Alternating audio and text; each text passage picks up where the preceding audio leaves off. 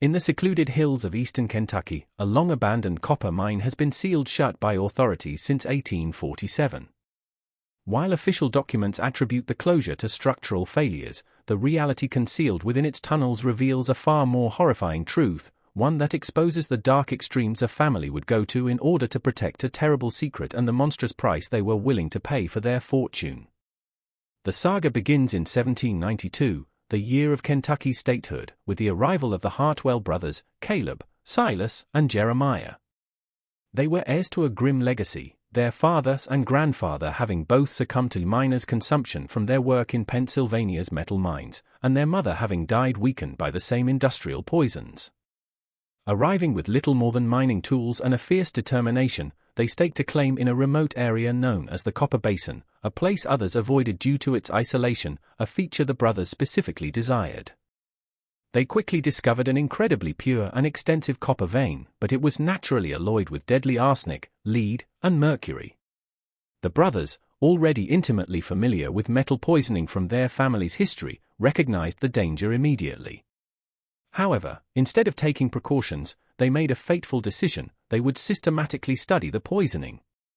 The mine became a massive, unethical laboratory, and its workers, starting with themselves, became human test subjects. The first victim was the youngest brother, Jeremiah. As he fell ill, he clinically documented his own symptoms in a journal, treating his decline as a data-gathering opportunity rather than a personal tragedy. When a frontier physician, Dr. Marcus Pendleton, visited, he realized the brothers were not seeking a cure but were instead interrogating him for more medical knowledge about the poisoning's progression. Jeremiah died in 1796, and his brothers performed a cold, detailed autopsy on him, noting the metal accumulation in his organs as if he were a laboratory specimen. The operation expanded far beyond the family. The brothers began acquiring human subjects through a sophisticated trafficking network. They purchased sick or injured slaves from distant markets, hired desperate immigrants with no local ties, and paid bounties for the kidnapping of individuals who wouldn't be missed. These people were brought to the mine and forced to work in the toxic tunnels. The Hartwells maintained meticulous records, calculating the optimal exposure period of about 18 months, during which a worker could extract copper worth far more than their acquisition cost. Over the decades, the mine evolved into a vast, engineered subterranean complex. Discovered accidentally in 1834 by railroad surveyors, the tunnels revealed evidence of long-term, forced habitation, living chambers, restraint devices, and chains. The true horror was uncovered in what the records called the termination chambers. Here, the Hartwells had established a systematic process for dealing with the dying. They had primitive medical facilities not to heal, but to extend life for further labor and study. After death, the bodies were processed in crematoria and grinding equipment, and the resulting bone meal was sold as fertilizer to unsuspecting farmers throughout the region, creating a second, grotesque revenue stream. The Hartwell family's own records, discovered in the tunnels, detailed this operation with chilling, scientific precision.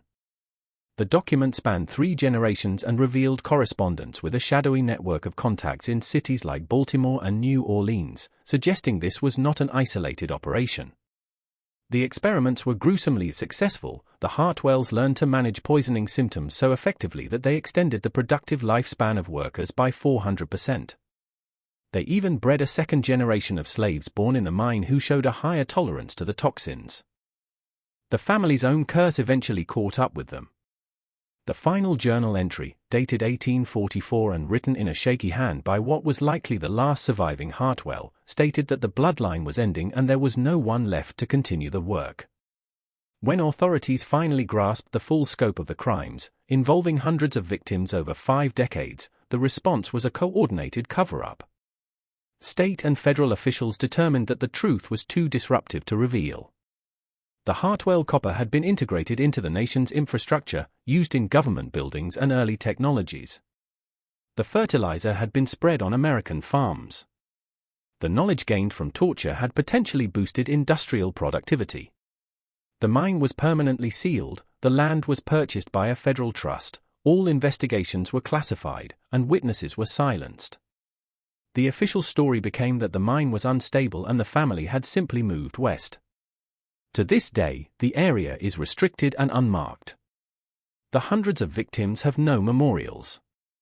Their story has been reduced to local ghost tales, but the physical evidence remains, occasionally surfacing during construction projects, as a grim testament to a horrifying chapter of American history that was deliberately buried, a foundation of suffering literally woven into the soil and infrastructure of the nation.